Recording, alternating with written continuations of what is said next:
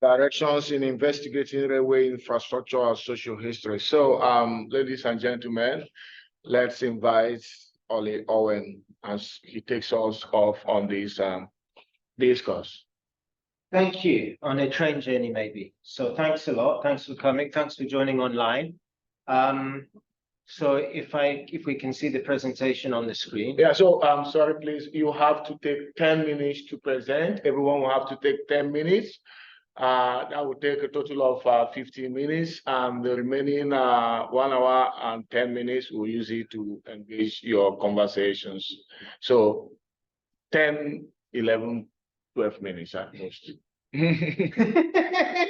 Thank you for that inexact. Yes. It's exactly this, except it is not. Yeah. So I'm clear. Right. Anyway, when you think I've been talking too long, start to look tired, or he'll hold up his hand and I'll stop.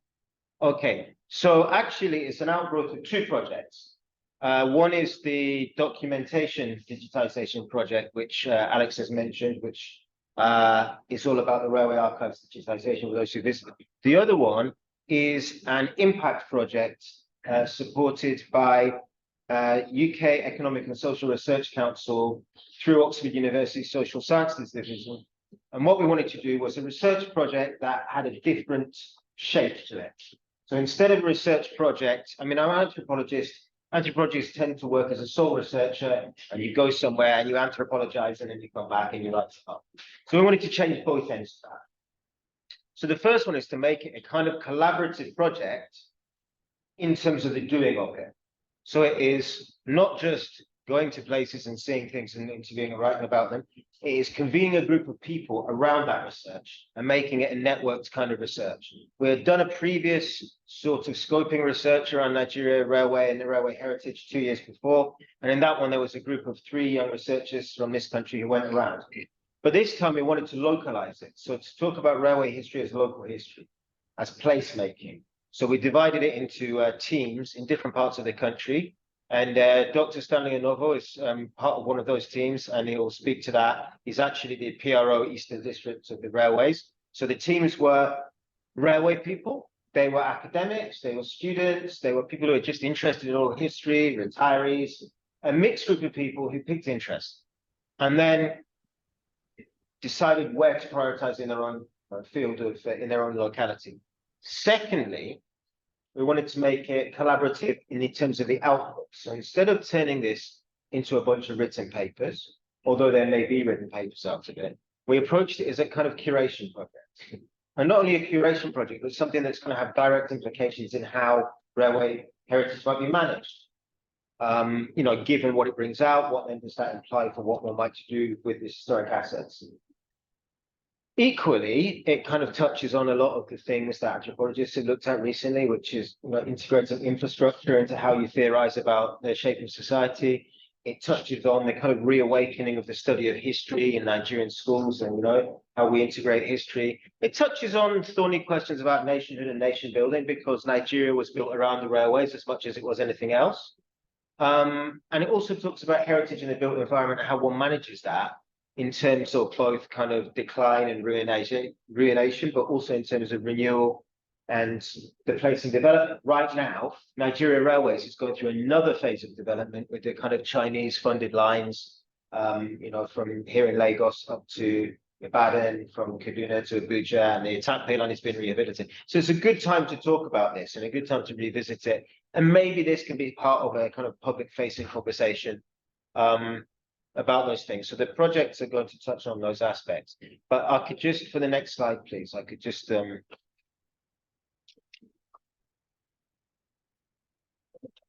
so it comes as part of this story. This research scoping tour, initial report to stakeholders, physical and online exhibitions. We've been trying to do exhibit as we go and create some kind of outputs using things from the archive, using historic photography, using interview excerpts, using drone footage, using you know, imagery of the sites. Okay, it's a multi-site project, so straight away a lot of coordination. Then at the same time, we've been doing this Endangered Archives project, which Alex has been leading, which is about, we digitized about 5,000 documents with that. So we've been trying to relate what we find in that, what we find in the archive to what we find on ground. And we're also building a web output from this now. We also have some indirect aims. The next slide, please. So, just better for you. From beginning. Okay, Beth. Thank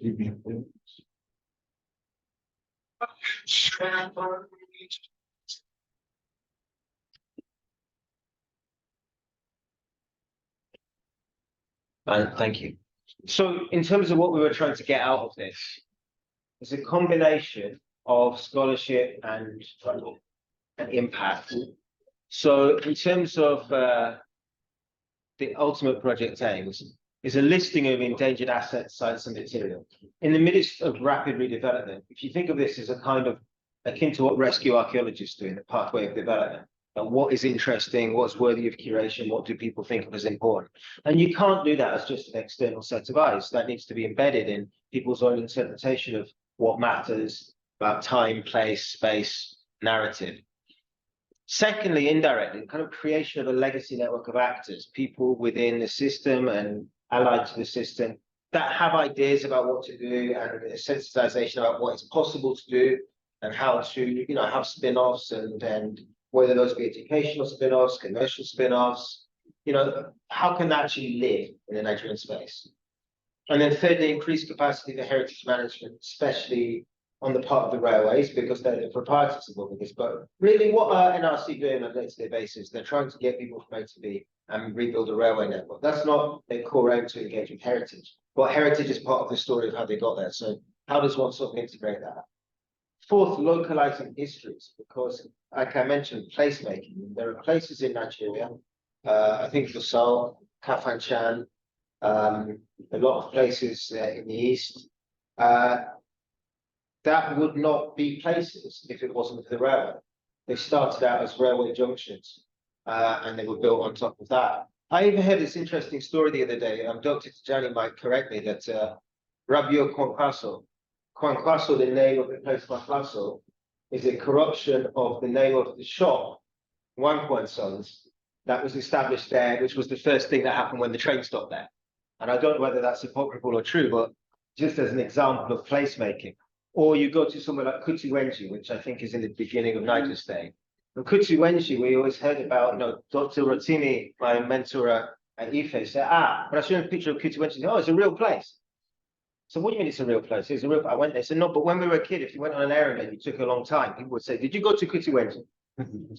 So okay, you've had it. So it's like the idea of a far place was even generated by the railway. And if you think of Nigeria's kind of colonial era exports to the world, tin from Jos, coal from Enugu. Actually, one of the things I learned in this project is that the coal from Enugu actually was mainly shipped to Lagos to power the trains. And the steam trains that were brought to Nigeria had a double-sized firebox because coal from Enugu is very low calorie. So the story of energy is in there, energy security, and post-colonially, when you talk about place, colonial railways didn't go to national borders because the whole point was for British colonies to service a kind of British imperial sphere, French colonies to service a French imperial sphere. So the very first railway that Nigeria built after independence was to extend to Borno. So they can actually connect to other West African countries instead of just facing, the UK. Equally, now we're talking about extending the railway to Maradi in Niger. So it's the story of different political economies, about a kind of imperial political economy versus an integrated West African political economy and different ways of moving people and things. And then the kind of icing on the cake for this project has been planned as 3D digitizations using the photogrammetry we can now do with mobile phone technology, is to pick a handful of these sites, maybe 4 or 5, especially interesting buildings or places, and just to go around with a team and take thousands and thousands of mobile phone pictures. 5 minutes more. Okay. And to reconstruct online visitable places. Because, Nigeria, I think, is not just, Nigerian public is not just a bunch of people in Nigeria. It's a transnational public.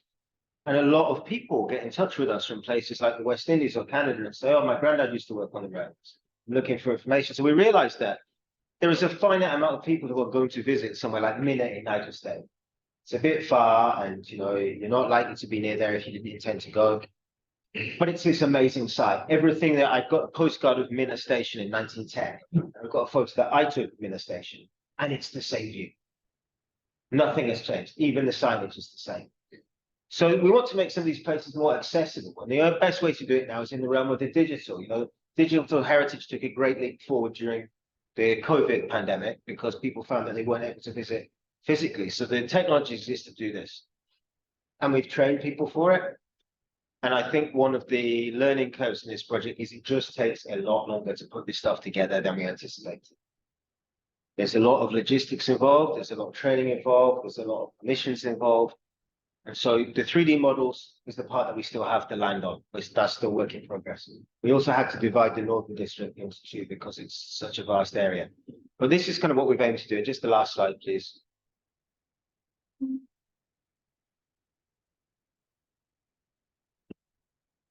EAC. Okay, so what have we kind of identified as preliminary findings? I know this isn't a very exciting part. So I actually wanted to do an illustrative one, and it was such a big file that when I tried sending it, it crashed about 7 times. So just took the pictures back out again. Oral histories of places and people and how places made people and how people made places are really, really rich. The connections to notable people, notable families, entire generations who grew up in the railway. So you think of an army family, you think of a police family, equally railway families, and there are 4th and 5th generation railway families who are where they are because of the railway, because of the social mobility. I want to also add an aspect of social history I think is really interesting that I think Alex mentioned the other day on the tour, if anyone went on it, which is we talk about the Herbert Macaulays and the arts graduates, but we don't talk about the engineers. And this is the story of them. And then massive engineering achievements as well. The bridges over the Benue and the Niger are really impressive things in the landscape of Nigeria. And then a story of social and economic development in Nigeria and regions. Oral history, there are songs that go over the railway with railway work. And then heritage assets. This is the part that's about talking to heritage management capacity. There are places and hubs that one could see as focal points, film industry, educational visits, all kinds of things. Minna, Mokwa, Enugu, Offa, Ibadan. That's in the southern half of the country. There are many others.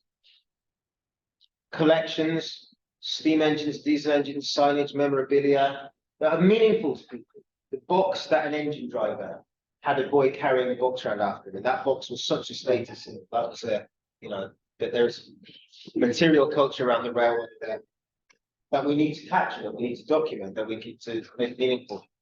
How to leverage it, and so I think the kind of return of localized tourism in Nigeria is a really interesting opportunity. We're not talking of tourism in people are not going to fly to Nigeria to see this. Well, except people that are really, really hardcore rail enthusiasts who do exist, and probably go do that. But tourism as an excursions, educational visits. The Jekyll House Railway Museum has about 20 school visits a week as it is. So it's about how to scale that up.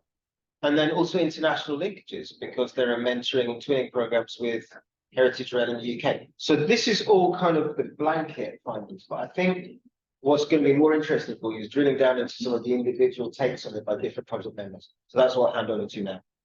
Thank you. Thank you very much, Dr. Owen, for taking us through the 2 projects and the ideas that these projects have produced, and what you aim to do with some of the outcomes of these projects. We'll be taking the next presentation, which actually in some way is a follow-up to this lead that has been started by Owen.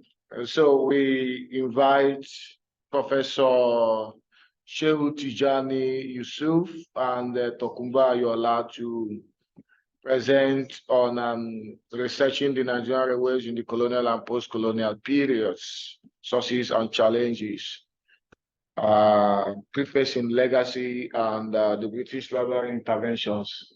Professor Tijani and Tokumbo Ayola, I don't know which among you will be taking the presentation, but if you are ready, we are ready, please.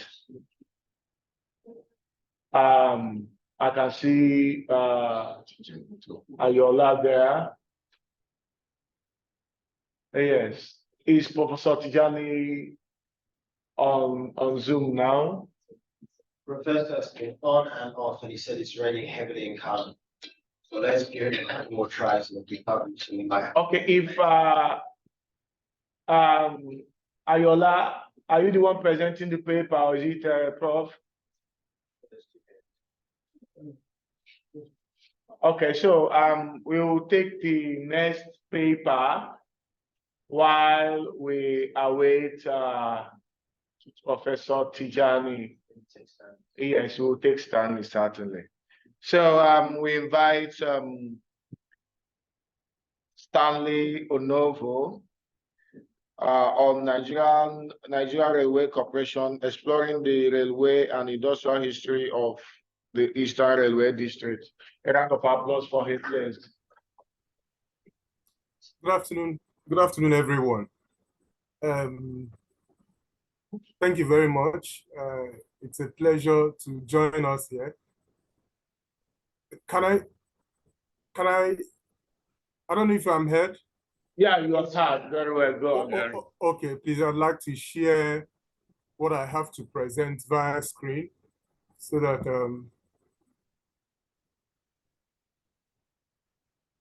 can you see my screen? Yes, we can. Thank you. You can see it? Yes. Okay, thank you very much. It's looking at exploring the railway industrial history, concentrating on the Eastern District of the Nigerian Railway Corporation. And this study actually, like Owen explained, it took us through a lot around the railway system in the Eastern District. And then we know that the history of the Nigerian Railway Corporation cannot be stated without making reference to the discovery of coal in commercial quantity.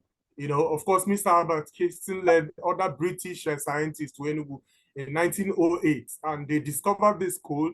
And then around 1914, the 243-kilometer Enugu to Port Harcourt line was constructed, and exploration began 1915, 1916. It was actually as a result of the coal exploration that railway was constructed, so that evacuation of these black golds, that they were called, you know, that was what precipitated the construction of the railways. But at the end of the day, it went beyond that. Then, you know, this presentation will pictorially, with explanation, take us through the activities of coal miners then and what the sites currently look like. We'll also see the historical architectural masterpiece called the Eastern District Administrative Building. We look at the steam engine that we were told that was used by the former British, late British monarch. We'll look at the brick factory, the foundry engineering section, the tunnels in Enugu, the Ihamufu water pump. It's a water pump that was constructed close to Ebonyi River. It was supplying processed treated water into our trains for our operations. And then we look at the coal mines that we have in Enugu in those years. So the first slide I want us to look at here is what we call the Eva mine. That's what it used to look like in those years. Working with the Nigerian Coal Corporation was a delight to a lot of young people, because it was an interesting, more or less the happening organization then. But unfortunately, over the years, this is what the site looks like now. It's been abandoned for years, and it's just for history. We could see the picture of the coal miners. These things are arranged in containers, you know, and drawn through the track from the tunnels, you know, and they are taken to railway station. I saw this picture in one of our offices. These are wagons loaded with the black gold, as it was then called, the coal, on line 16 at the railway platform. This line headed direct to a mine called Bunker. And then we could see another, you could see another site. The railway was built between Enugu and Port Harcourt within 3 years. This photo was taken in 1954. It was a very busy street near railway station in Port Harcourt. And during the course of this study, we went to Bunker Mine. The building you are looking at here used to be a gigantic and very busy complex processing coal from underground of those hills you're looking at. And then through a channel, this beam you're looking at, they are transported into this place. What you're looking at is a very mighty concrete tank, very mighty. We were there, you know, though abandoned, but you could see these holes here. These holes here.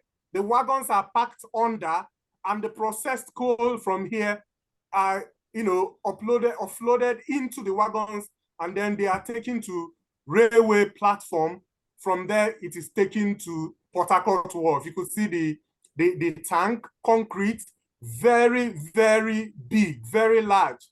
You know, the number of staircases you see there will explain to you the height of that tank. Concrete tank, I would prefer to call it. So in the process of this study, we also went to Eva Mine, the Eva Mine that I started with, and it was like a journey of frightening nature, because the whole of these places are totally abandoned, very bushy, but somehow we managed to get to the Eva Mine spot inside, and you could see that tank, very mighty, concrete, you can see it, and beneath, through this place, the wagons are also packed in this place, and then the mined products are loaded into the concrete tanks, and you know, under here, the wagons are packed, and then the coal is loaded into the wagons, and then they are evacuated to our station. This is the hole through which the coal is uploaded into the wagons. On our way to this site, we saw this. This is the track that led to this site. This is buried like 4 feet under the ground. We met some vandals, you know, spending days digging ground, excavating, and then cutting into pieces. You know, for scare of our lives, we just greeted them, and we had to move on with what brought us there, because it was inside the thick forest. If anything happens to you there, nobody will account for it. You know, so but that's about that presentation. And then we move to the Eastern District headquarters. That's the administrative headquarters of the Nigerian Railway Corporation. Every of you will explain to you what it's all about. This is the administrative block, the accounts department, the audit department, public relations, and all other departments. And then this is still the administrative headquarters. But behind it is the Enugu Railway main station. This is the Enugu Railway main station, and this is the yard where we have 16 lines. You know, in those days, that's the Nnamdi Azikiwe Stadium, that's the indoor sports hall. And then moving on, we also have, this is still the Secretariat complex. This tree is very, very significant. It's called the Freedom Tree in Enugu, is on the center of the Secretariat. You know, whenever the union, the workers want to address the staff, they all gather around this tree that outlived many of us. And then we move, let's get into a steam engine that we were told was used by the late Queen when she visited Nigeria. That's the steam engine. You know, it is parked somewhere in the diesel engineering workshop. It has a very well secluded area, as you can see. You know, we were told, I was not there then. And then there's a plaque on it. What's written here is symbol of revival, unveiled by Sri Krishna Chanda Bansal, Director General, Nigerian Railway Corporation, 25th August, 1980. That's still the steam engine that we are looking at. The very beautiful historical stuff. And then from there, we move to the brick factory.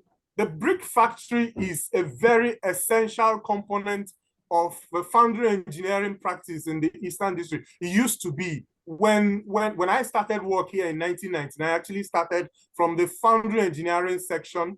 And this brick factory is where clays are mixed and bricks are molded, basically for the lining of the walls of a cupola furnace. The cupola furnace is used to melt cast iron, which were used for the production of brake blocks for the train. The brake blocks is to the train what the brake parts are to our vehicles. So this is the brick factory. We'll get to the cupola furnace area. This is the kiln where the bricks are fired. This is the chimney through which the smoke is taken to the sky. And that's the chimney, still the chimney. And then the machine that molds, that mixes the clay, different types of clay, combination of clays are mixed with these machines. The machines are there, though abandoned, moribund for a very long time, but they are still there, very good for history. These are the clay section, different types of clay that are mixed to produce different types of bricks, as you can see them packed here. When I started work, it used to be a beehive of activity, very interesting sight to behold. Different bricks, when they finish, they are brought to the kiln side where it is loaded into this place, and firewood are set on the ground, and then the bricks are loaded, well packed, and then they are consistently, for a very long time, I can't remember the number of days, they are fired, that's the entrance, and then the heats are pumped through these windows, and at the end of the day, the bricks that come out from this place are very, very strong bricks, and then they will be ready for use. We used to sell to outsiders. So, Noble, you have 5 minutes, please. It's all right. Okay, thank you. Then this is the foundry engineering section. What you're looking at is a die mold. The die mold is used, the molten metal, that's the cast iron that are melted, are poured into these boxes, die molds, and then when they solidify, they are opened, and then they are sent for the use of the vehicles, that's the trains. This is the cupola furnace. Through this place, the scrap metal are poured through into this place. The limestone, which serves as fuel, as flogs, purifier, are also poured, and then the coke, which served as fuel, are also poured and then lit, and it boils it heats up and melts the iron so that it can be in molten form. That's the 2 cupola furnaces we have then. And then it is tapped through the spout into this big bucket you're looking at. And then they are poured into little, small ladders. Then when I started working newly, 2 of us will carry each of these ladders and we're moving and be pouring them into those molds. And an instance is just what I'm showing you now. This is the ladle being handled by somebody. It's poured into a mold that has already been produced on ground. And this is a Hamufu. This is called the Ebonyi River where railway had water pump. This is a bridge 26 at a Hamufu. That is Ebonyi River beneath it. And then by the side of this river is this water pump. Damaged, abandoned, messed up, but we were able to clear it, took pictures, that's the machine, the dirty water, and made it very useful for our trains, through this pipe. This pipe is connected to another one here into the water, and then it is processed in this machine in those good old, days. And then we have 3 platforms, 3 tunnels in Enugu. This is the passenger tunnel, the tunnel that will bring you into the platform. When you enter the tunnel from the platform, this is the first port. This is the second, you just move in, and then you continue walking down into the tunnel. Movie makers always come to apply to make use of this place. You walking down into the tunnel that will bring you to the luggage and parcel section where people buy their tickets and board the train. Moving further down, This is the center of the tunnel with a vent, and then the tunnel will actually begin to take you out into the ticketing session. That's the gate you will come out from, where you buy your tickets and all that. And then we have the cloakroom. Cloakroom is where another tunnel, the second tunnel, where heavy goods are pushed to the platform using a crane. Through this another tunnel, things are moved down into this tunnel using this crane, and it is brought to the platform. And then the third tunnel is one that links Ogui Road, a major road in Enugu, and Okpara Avenue. This is the entrance from Ogui Road.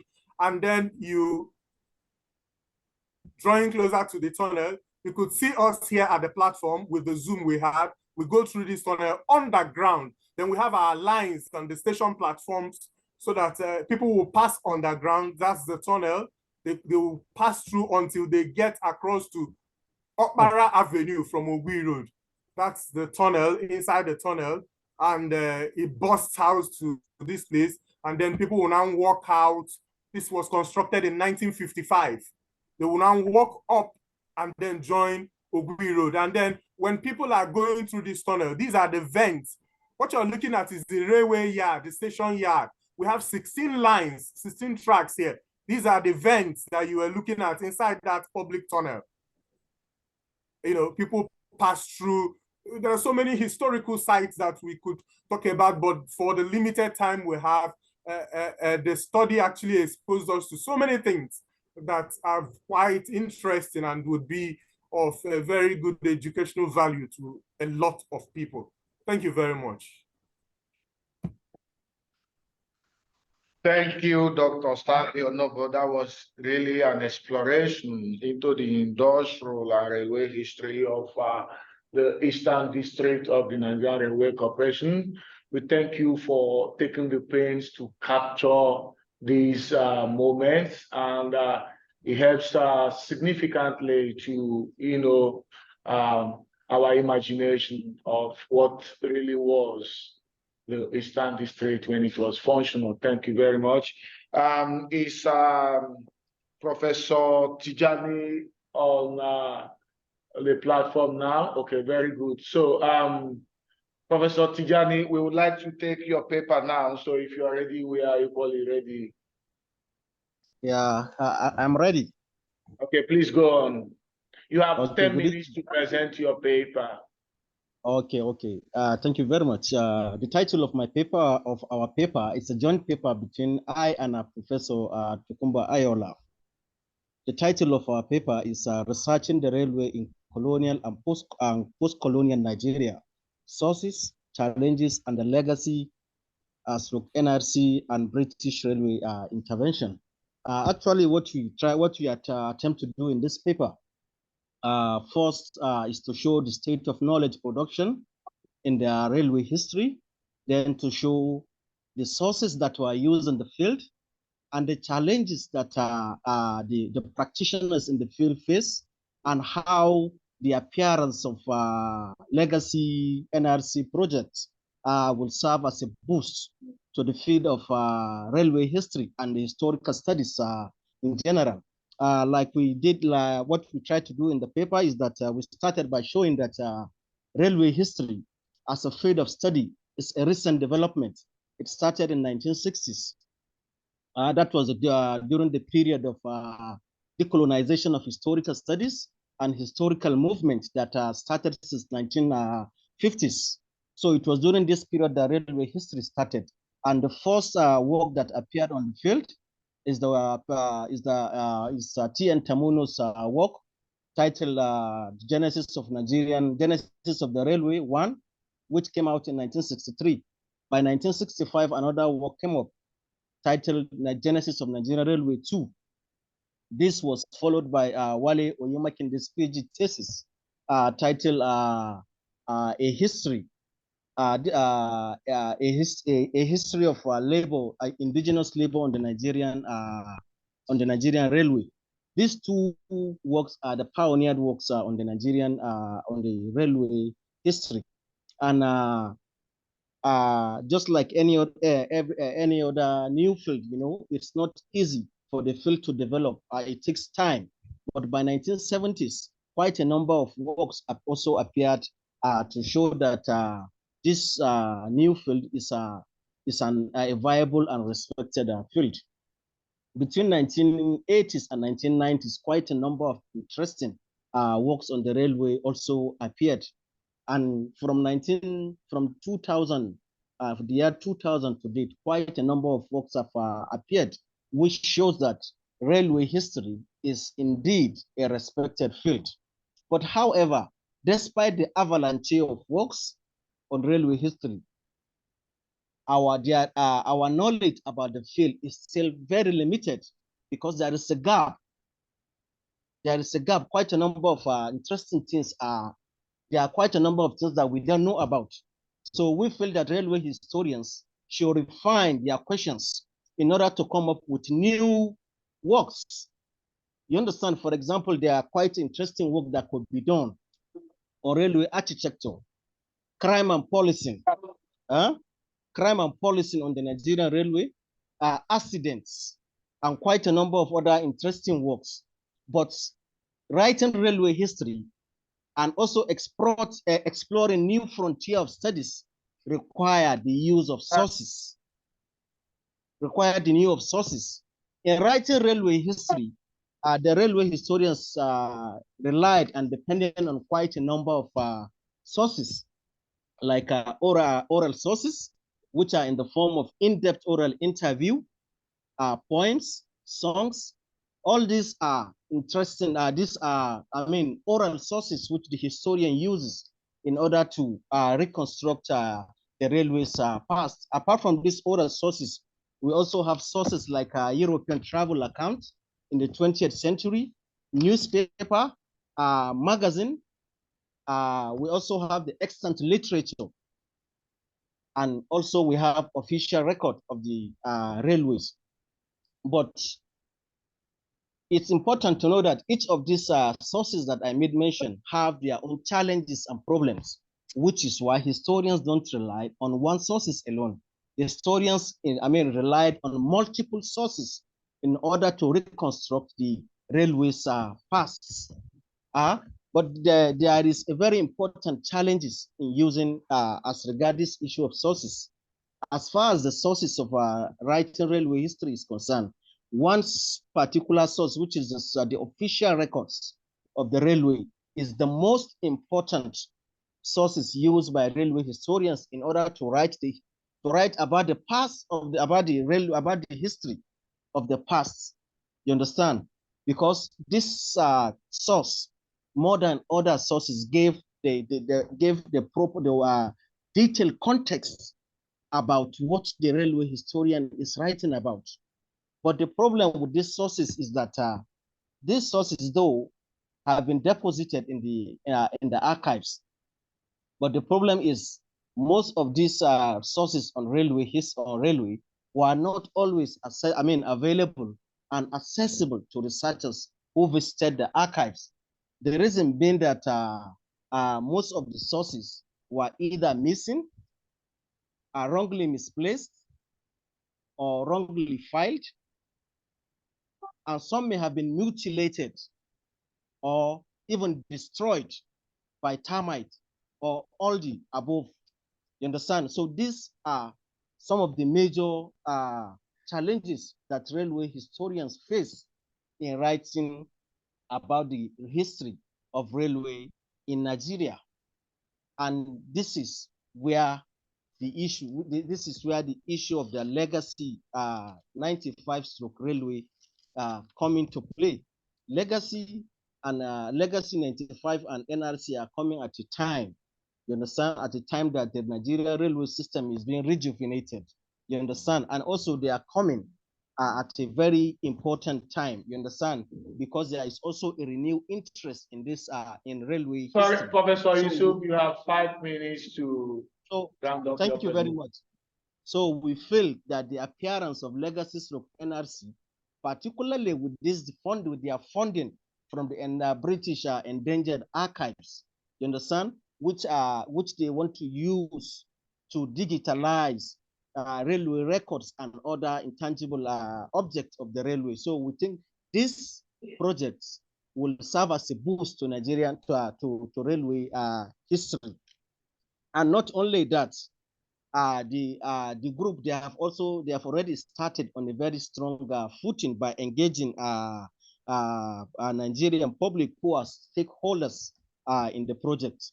But it is our submission here that this digitalization project that Legacy and NRC are undertaken is too important for railway historians not to be fully involved in it.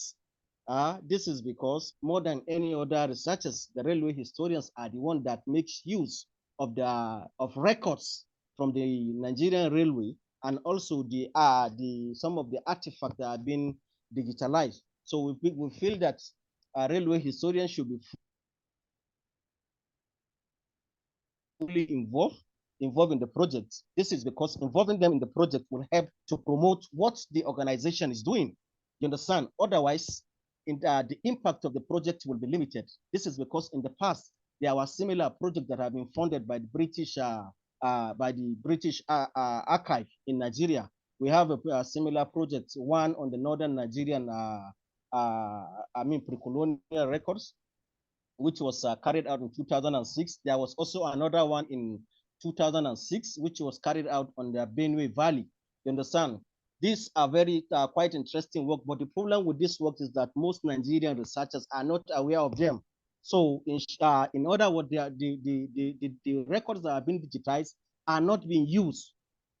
You understand? So we feel that the Legacy and NRC should go a long way. You understand? I mean, they should engage in serious consultation with Nigerians scholars, just like they have started. And another important thing that we also propose is that we Legacy and NRC should a sort of reconsider the legal framework of their projects. That is by also domiciling some of the digitized projects, not only at the archive or partner institution.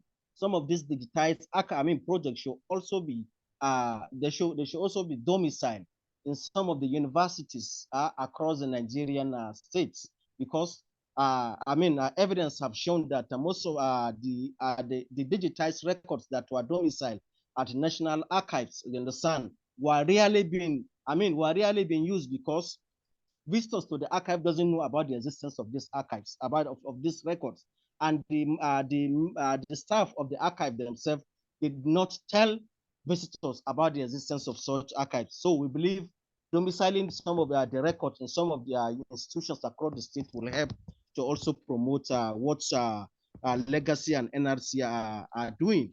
And another very important thing we feel Legacy and NRC should do is that they should also organize a sort of workshop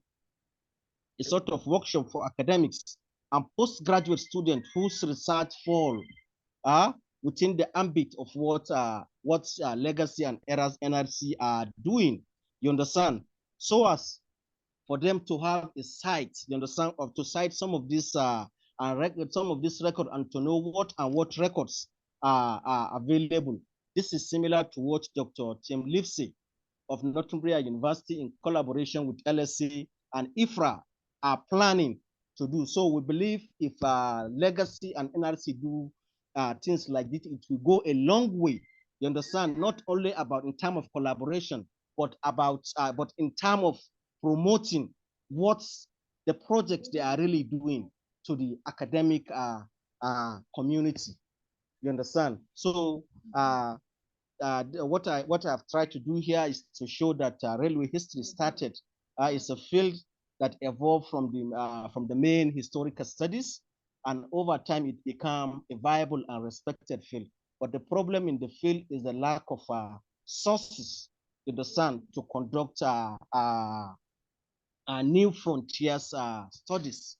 You understand? So the Legacy NRC project, you understand, will serve as a boost to historical study and the Nigerian and the historical studies in general, because what they are doing is more or less like documenting and preservation of Nigerians history and heritage. which is what railway historians and historical studies is all about. Thank you. Thank you very much, Professor Tijani, for that interesting presentation. We'll take the next paper from Chief Taye Olani of Legacy 1995, titled Railway Heritage, Dimensions in Community Relations, a case study of our stations. So, okay, can we make that available? Wonderful. Okay, so you have the floor now, Mr. Lani.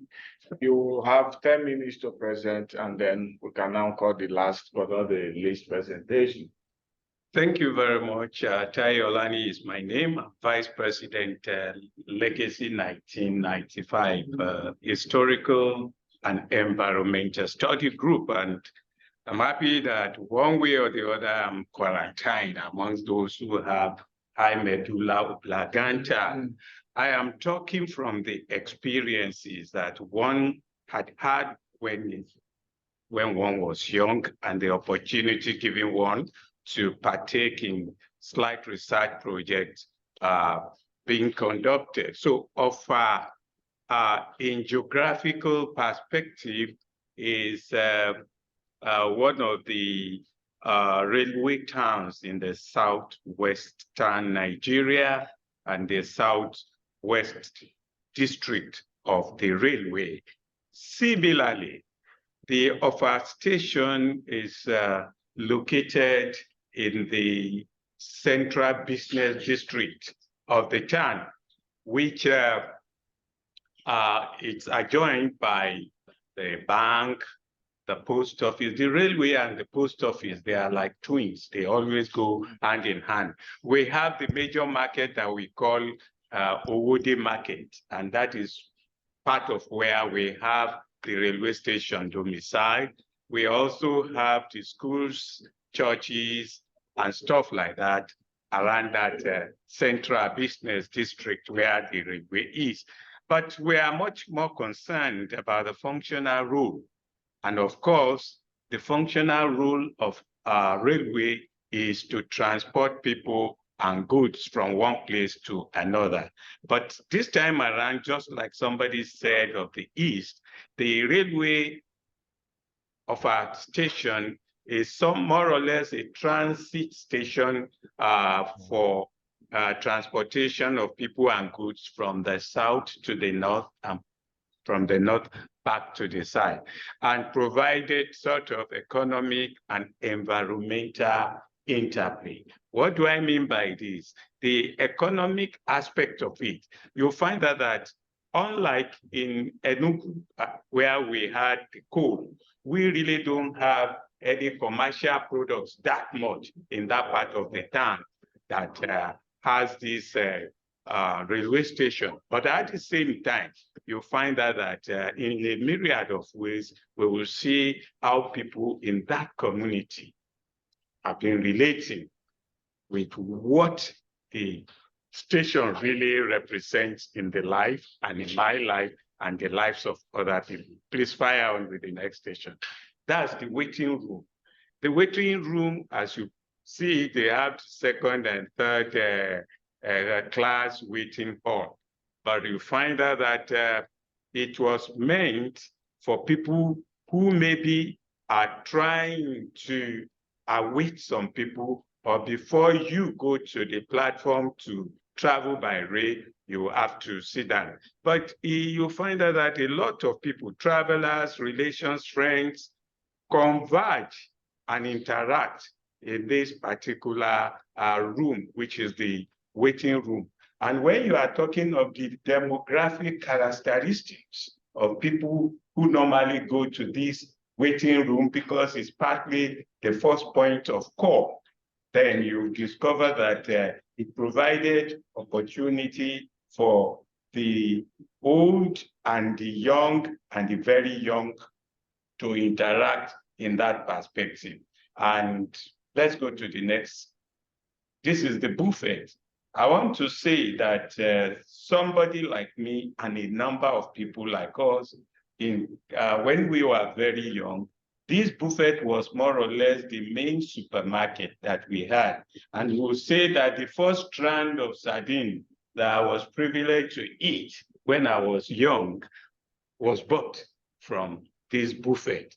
It provided opportunities for slightly elite class to have access to what they take as breakfast and others, unlike the local people that are predominantly of the agrarian stock, in which case most of the time it's either you eat yam or you eat this or you eat that. But those who are highly placed, likely those who have worked with railways as at that time, those who are teachers and a number of other people were privileged to have had some of the items that they buy from this buffet. Let's go to the next one. So what is of our community? Of our community is a Yoruba community of Ibolo ethnic composition. And this Ibolo ethnic composition, which we call Ibolo Kingdom, as at that time, had a number of towns and villages extending to some parts of Osun State. And because of the kind of Yoruba that we speak, most times we say that is more original than those of people from Egbas or Ijebus, that ours is original. So there is always that pride. And some people even accompany the use of language with their tribal marks so that you can easily identify them. But this time around, I will ask you to close your eyes so that you don't see my tribal marks. So we also had the Hausa Fulanis and the Nupes. Because of our was initially in what was then called the Northern region under Ilorin province. But in terms of the cultural disposition of the people, we are predominantly Yoruba, and ordinarily we should have been part and parcel of the Southwest. The Ijebus, Egbas, Igbos, Edo, Lagosians mainly were the railway staff.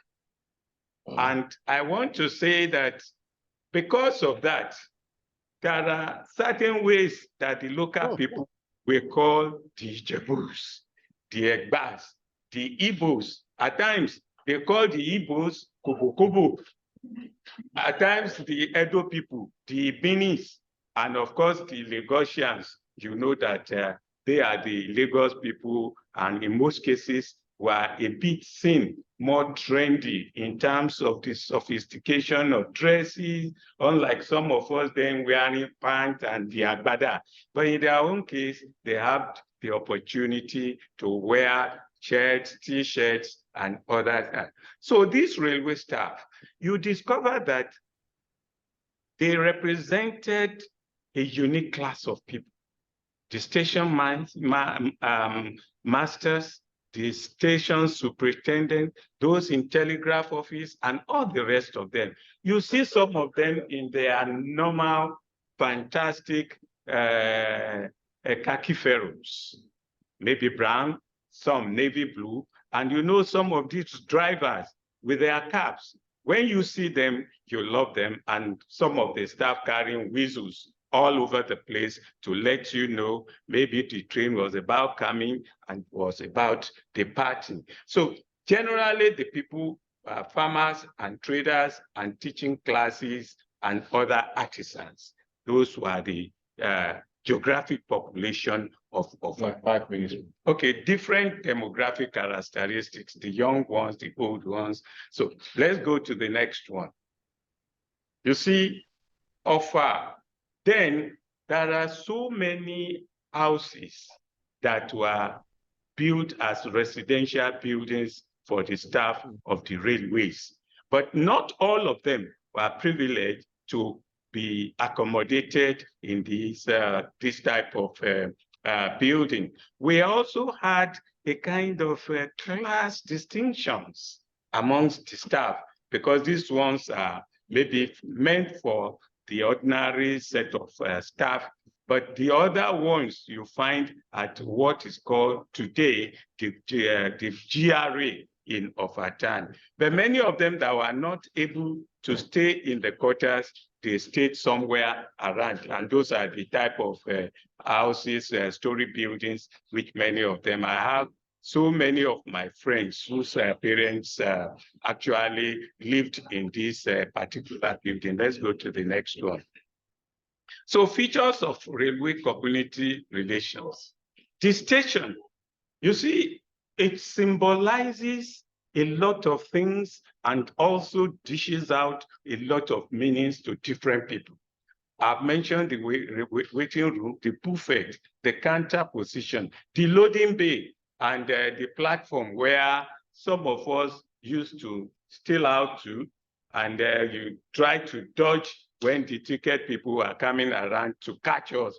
But do not say I told you, we refused to be captured by them. Then the local shed, the police post, Iconisat, the GRA I've mentioned, the railway club for relaxation and social functions. The railway club actually served as the melting pot for young of our students. In fact, we used to have of our student union. We still have, but as far back as 1967 that it was established, we used to have what is called annual dance, which used to be December 27th of each year. So the railway club was where the elderly ones would go and relax. I wouldn't say whether they were colliding with Star Lajabia and Trophy and all the rest of them. Then we also had the railway football club. In fact, the first football club in Offa was the Railway Football Club. And from that, a number of great footballers that we had from our own end actually were those that were practicing and playing with the Railway Football Club footballers. Then we have the St. John Ambulance. And then occasionally as pupils, then we used to pay excursion visits to the railway. The next slide, please. Now, that's the club, the one up there. But now it's a den of liars because we find that some of these young ones now, they only go there to smoke their hemp and stuff like that. It is a place that an average of a man would have loved that we bring back the history of that place so that we can be going for our discos and dances and all the rest of them. Now, this place, this other one is what used to be the local shed.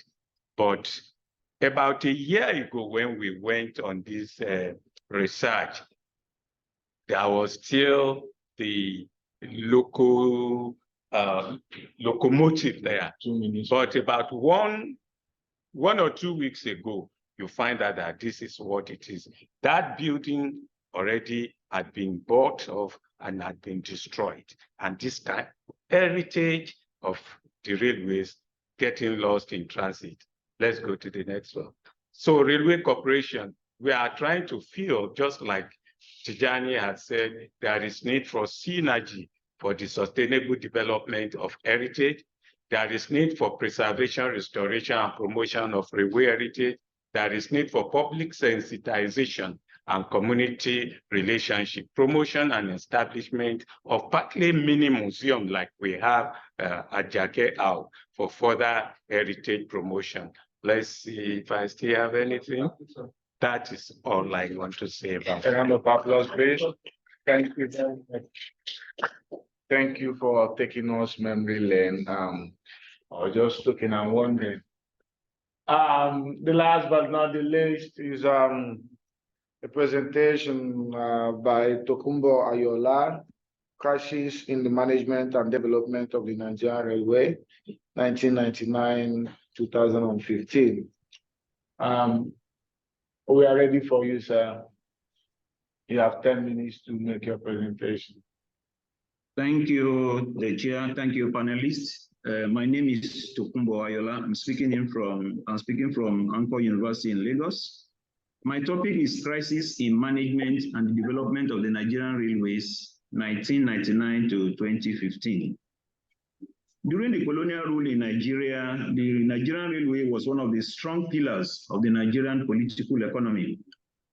The Nigerian Railway facilitated economic development and then the British exploitation of Nigeria. It was one of the important legacies of the British domination in Nigeria. The fortune of the Nigerian Railway from 1896, when the construction of the network started, to 1960, when Nigeria got our independence, will appear to be mixed. There were years of successes and there were also years of depression. His best financial year before 1960 was in 1958 to 1959 financial year. The revenue reached 15.75 million, and the working surplus was 2,030,606 pounds. In 1960-1961, unfortunately, he had a great deficit of 988,000 pounds deficit. 1963-1964 will appear to be his best financial performance ever. Revenue was 17 million, and the working surplus was 2 million pounds, not naira, 2 million pounds. It is interesting to note that in the early 1960s, the Nigerian Railway was carrying about 12 million passengers annually, and the population of Nigeria at that time was just 55 million or thereabouts. From 1965 onwards, the fortune of the Nigerian Railway started to decline rapidly.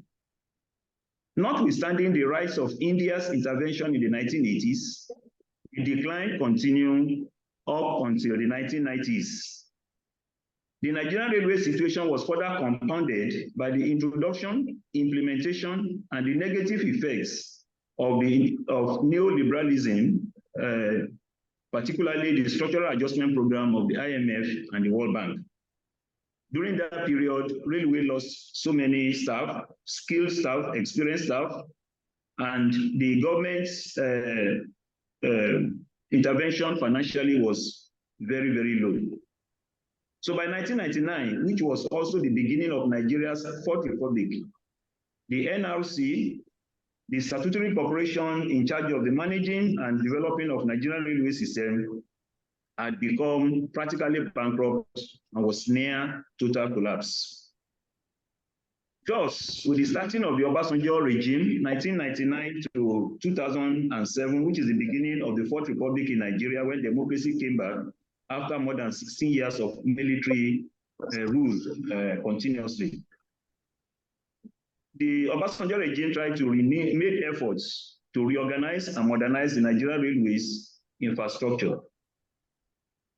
The focus of this paper is to examine the various reorganization or programs carried out for the Nigerian railways from 1999 to 2015. The basic argument of this paper is that due to the dependence and the neo-colonial nature of the Nigerian economy and the massive corruption, not much was achieved with this reorganization. This radical transformation, this modernization of the railway industry in the medium to long term. And that was because of the contradictions in the Nigerian economy and then the role and the attitude of the Nigerian political elites and economic elites to the Nigerian railways. The paper also argued that unless the Nigerian railways Nigeria generally tries to become a manufacturing country, and just as Dr. Onobo has said, there were so many things that were being fabricated by the Nigerian railways, and they were able to produce some of their needs in terms of nuts, bolts, etc., etc. All of that has gone completely. The Nigerian railways now depend completely on importation of virtually everything, and that cannot augur well for the railways. The money is not there. The money coming from hell is dwindled. We are virtually a borrowing nation, and if the railway is to be resuscitated, it will be able to produce some of these things. So right till 2015, all the industry's needs were imported from outside, even right now. The structural adjustment program of 1986 to around 1999 had great and negative effects on Nigerian railways. During that period, from 1964 to 1999, as I've said earlier, different civilian military governments, the financial and the corporate well-being of the Nigerian railways continued to decline into bankruptcy. The 1986 structural adjustment compounded the situation with its conditionalities. I don't want to go into that because of my time. Under the Abacha regime, starting from 1995, there was an attempt to resuscitate the railways, and the sum of $528 million was pumped into it, but most of it was frittered away through corruption and sharp practices. So not much was done. So when the administration of General Obasanjo came in 1999, he tried to probe the expenditure, but then up to today, the report never came out. Now we want to look at the administration of the railways in the Fourth Republic, that is 1999 to 2015. In May 1999, retired General Obasanjo became the president of Nigeria, and he was of the right frame. He was the one who brought the Indians to the railways in order to be able to rehabilitate it at that time. Obasanjo has a fascination for the railways and then reorganizing it and turning it around. But the problem with Obasanjo is that when he wanted to intervene, he intervened very late. The reform that he was trying to carry out as a civilian president did not start until the last year, and that was around 2006, 2007. And then he commissioned consultants to work out a 25-year plan for the Nigerian Railway. Very excellent, progressive. That was for the first time in the history of the railway that a concrete effort was made to turn the fortunes of the railway around. And then the Nigerian government and the Nigerian Railway was to spend about $60 billion to carry this out. So as I said earlier on, it was a rush thing towards the tail end of this regime. And then it was subsidized by the Yar'Adua government. Unfortunately for the Nigerian Railway, the Yar'Adua government said Obasanjo did not follow lay-down procedure. He did not take approval from the National Assembly, and then he suspended the project, which was very, very tragic. And that is the pattern of the Nigerian political elite to the Nigerian railways. They come with a program, they cancel it, and then they resuscitate it again. So he canceled it, but then eventually, I think he was prevailed upon, and then he now decided that he was going to resuscitate it. But then he made another mistake, and that's Yar'Adua. You have 3 minutes more. Yes, thank you very much. Instead of starting to modernize the railway and have a standard gauge, they decided to continue to maintain and rehabilitate the old colonial railways that had so many problems, gradients, curvature, etc., etc.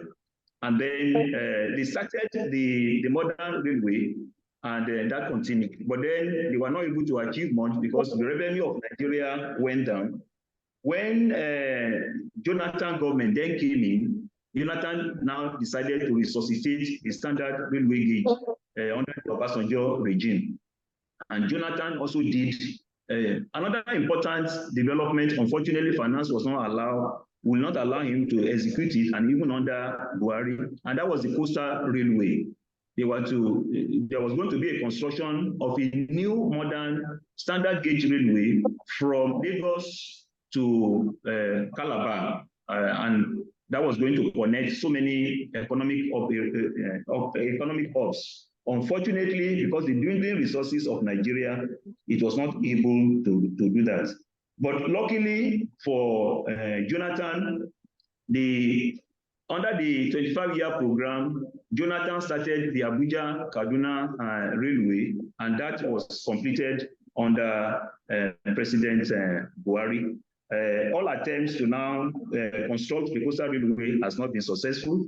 Even the various rehabilitation program that was done, it has not still improved the fortunes of the Nigerian Railway, because the Nigerian Railway has not been taken holistically and then look at the problems that is facing it. And then to round up, I argue that until the Nigerian Railway is reformed and Nigerian Railway is able to produce, just as I said earlier, be able to produce some of its own things, and the institution is assisted with a lot of funding, the railway will still be in the doldrums. But there's no doubt, looking forward, the Nigerian Railway is an important asset left by the British, and there's a need for the railway to connect so many parts of Nigeria. Unless we do that, Nigeria will be able to develop industrially, Nigeria will not be able to manufacture, and the economy will not be able to go as it should go. Thank you very much for listening. Thank you very much for that very illustrative presentation. We now want to engage these presenters. They have raised very many conversations that are of interest to many of us, depending on our disciplinary persuasions. We will ask for questions. We'll take 5 and we'll direct it to the presenters. And then if there is time after the first 5 round of questions and answers, we'll see if we can take any other ones. So we have about 15 minutes, 18 minutes to do this. Yes, questions. 1, 2. Yes. Okay. Myself, 3. Okay, so thank you very much. Please, can you? Someone is a panelist? Yes.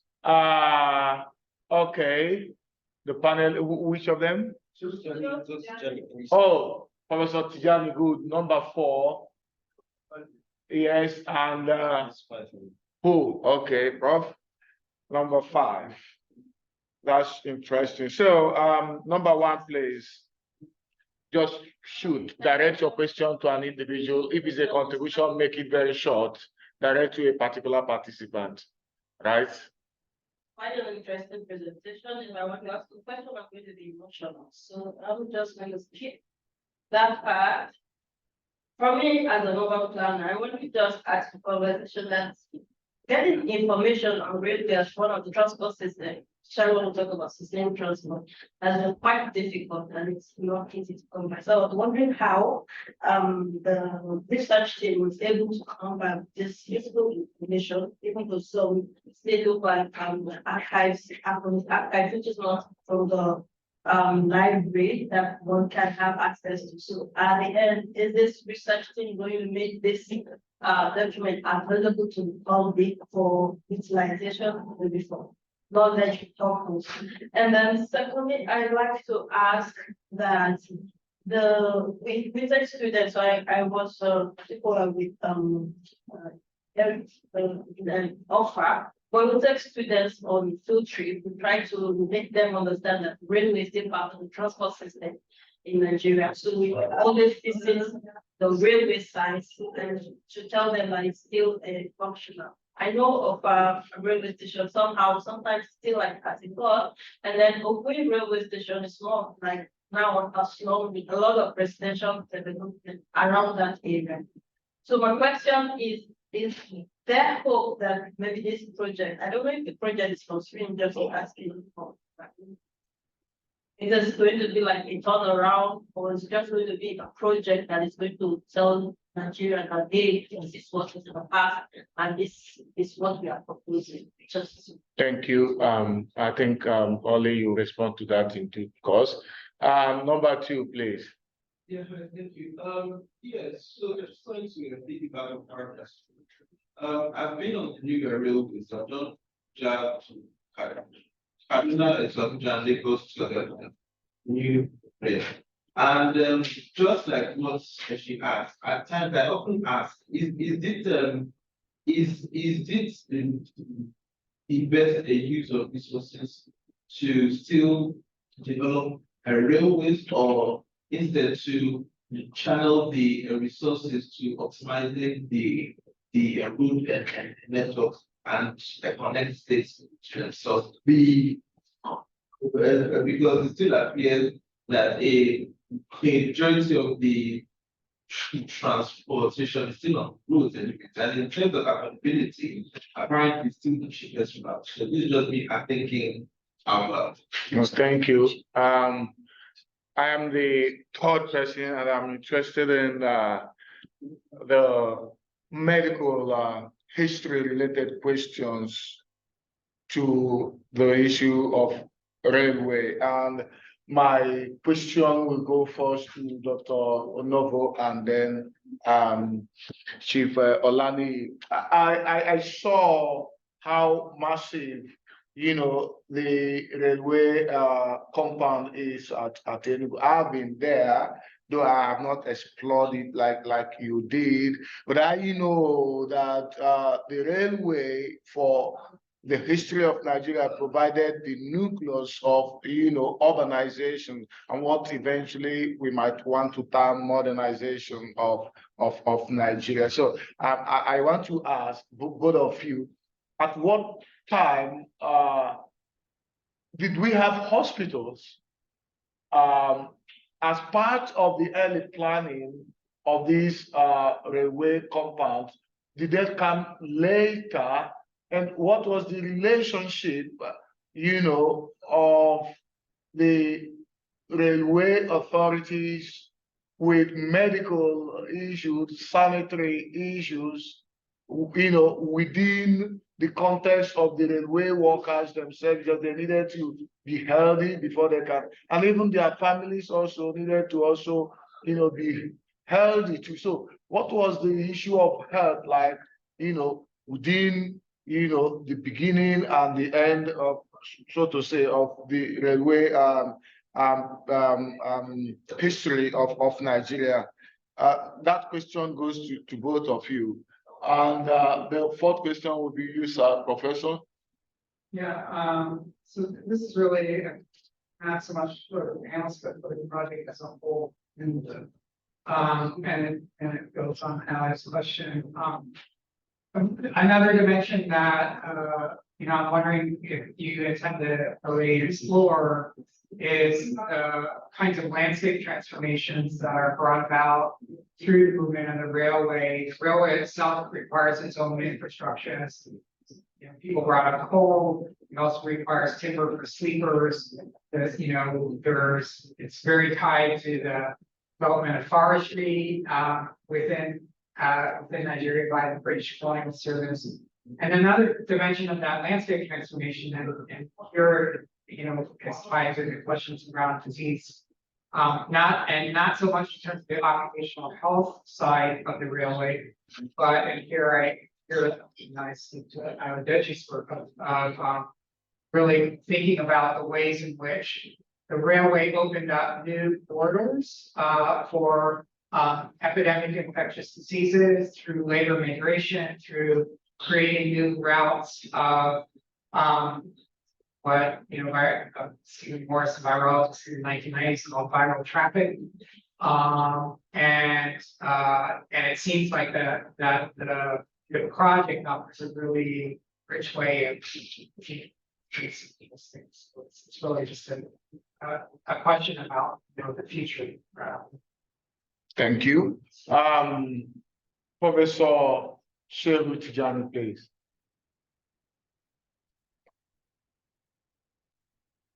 Professor Tijani, are you still with us? It's muted. You are muted. Please unmute yourself and ask your question. Okay, thank you very much. A point of correction, I am not a professor, I'm a doctor. Noted, sir. Okay, my question is to Dr. Oli. At the beginning of the your presentation, you made mention of something about Dr. Rabiu Musa Kwankwaso, about his hometown, Kwankwaso. I don't really get the point you are trying to make about the name of the town. Please, can you shed more light on what you are trying to say? Okay, thank you very much. In the order in which the presentations have come, you're listening to the questions and the comments. You may take specifically the question directed at you, or you may want to shed more light, on a specific question as you deem fit. So, Dr. Olin. Okay, thank you. Yeah, the story about the name of the place, Pancoso, I don't know if it's a true story or a completely made up story. I was offering it as an illustration of how railway, migration, place names can get mixed up together. And so, there is a story that is the place name was from a shop, Ranko and Sons, that came to be there because of the railway. And it was a way of saying it. And that may be a completely fake story, it may be a true story. I don't know. But I think it's interesting to say that it's part of the legends about placemaking and migration that happen around the railway. I will just add, since I'm on there, a couple of responses to some other points. Stanley, Dr. Nova, I was really interested that you have a picture of people doing the iron casting, and maybe when you come to make your response, I was interested, are people still using some of that railway infrastructure to make, to improvise, to do small businesses with, or is that an old picture? I'd be interested in hearing what you have to say on it.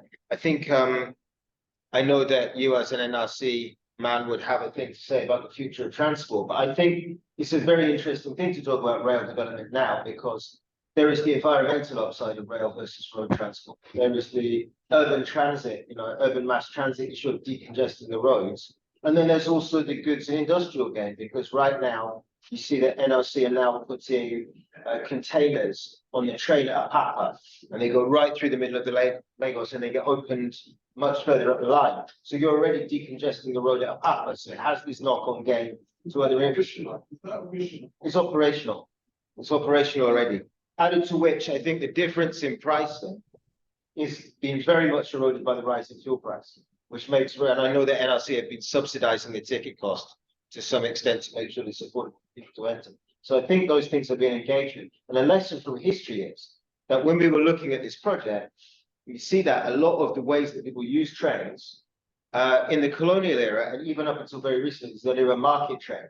So rather than a goods train and a passenger train for commuters, NRC and before it, the colonial railway authorities were running special trader trains that someone will go, with their dried fish or with their market, So it's like adapting to the way that people want to use that infrastructure. When we I did the old narrow gauge trip across Nigeria. Every time you go to a station selling a different product, people sending freight to it. So even the kind of microeconomy around it also exists. And then very quickly on the future of the project, how to use it. I think there's two different questions related to that. We are very open, and there's also a reply to Dr. Tijani and Prof. Ayola's paper. We are very open, as I think we've been in doing the research, to how people want to use this. So if you have ideas that you want to dig into this with, and I think the idea of how Tim lives in the panel, if you have ideas about how you want to work with the records, or you want to work with place, or you want to work with evidence, we are very open to lots of different forms of collaborative working, because it's a kind of open-ended, iterative process. So please bring those ideas and connect to graduate students as other projects, and we can tend to be a force multiplier that can open up the field. Thank you. Thank you very much. Dr. Onogo, please. You are muted, unmute yourself. Thank you very much. Let me go straight to your own question, which talked about the hospitals and the relationships, the ability of hospitals to, meet their operations then. And when that question came, I had goosebumps. I had nostalgic feeling, because I felt bad. I was actually going through the scene to know if I could get the pictures of our hospital, because there is a railway industrial hospital in Enugu, and it's a newer building that I think was constructed around 1980, maybe early 80s, but there is an old building. So the colonial masters built railway alongside rail hospitals, knowing how heavy, knowing how industrial it is. Of course, there are bound to be hospital cases. And, with nostalgic feeling, I remember one Dr. Sakrabati, is an Indian, as a little boy, I can't explain, but people will tell you Sakrabati is very good, So issue about railway hospital is very, very critical. And, local drivers, their eyes are checked before they are given papers at the hospital. And then if you're sick, you go to our hospital. You have industrial accidents, the hospital, you know, the hospital and the operations of the Nigerian Railway are tied together, actually. That's to answer your question directly. And the hospital is very close to the workshop. Very big hospital, just like we have in Lagos too. Okay. And then if, yeah. Okay, I was saying if there was something Mr. Owen talked about in terms of the future of NRC and the construction, that's with regards to the question that was earlier asked. And if you ask me, there is great future of the Nigerian Railway Corporation. We could see the transformation. It's gradually creeping into all parts of the country. The issue about the coastal rail that was raised, personally, I think that is why that project has not seen the light of the day, is that that project is highly capital intensive. And the project is to go through the Atlantic Ocean, and you know the cost implication of constructing those beams through the sea down to Calabar.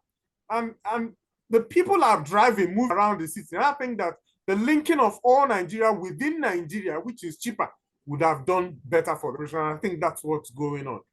The construction of Port Harcourt to Medu, even though it is the narrow gauge that is being constructed, but the work is going on. From Port Harcourt, as we speak, the Director of Rail Services from the Ministry of Port in Abuja is in Port Harcourt inspecting the progress of work. So there is great future for the corporation. Thank you very much, Mr. Lani. Thank you very much. Like I mentioned initially, the St. John's ambulance was more or less seen as first aid givers to the railway officials and their staff those days. Then there was one small clinic directly in front of our railway station, which was serving not only the railway staff and relations, but occasionally other people who might have had slight injuries and stuff. They were always being treated there. So when I was at OFA about 2 weeks ago, and I saw that a new clinic is being built, I felt very happy that this is more or less a reenactment of what had been in the past, because the St. John ambulance happened to, just like we have the Red Cross today, had that kind of impact as at that time. During the football matches, they were the people that would always find there. If there was any slight accident in the town, they were the people that we normally would like to call to come and give one assistance or the other. So the idea that we are having a new clinic being built, in fact, I would say almost up to 90% of the building, I wouldn't know what type of equipment would be there, but I think it's a thing that could be very heartening to whoever had known what railway used to be in the past, the financial crunch that Professor Ayo mentioned, but now that this period is when they are having clinic again, that is going to assist the emotional happiness of people seeing this type of clinic around the railway premises, which relatively had been abandoned. I don't know whether I should leverage to the question she I'm not sure we have the time anymore. It's already up. Thank you very much, everyone. I'm not sure any question is specifically directed to Dr. Tijani Tokunbo Ayola. So we will continue these conversations on and offline. And I want to thank Oliver Owen for all that he has been doing with regards to, bringing a lot of intellectual ideas and conversations about the railway. But at some point I was like, what is driving this man? So I thank you very much again. The Vice President of Legacy 1995, I thank you very much. And other members of Legacy who are here. And our distinguished panelists and presenters, we thank you for your time. Thank you very much. And of course, the members of the audience who engage with them, we thank you for your time too. Thank you very much. So,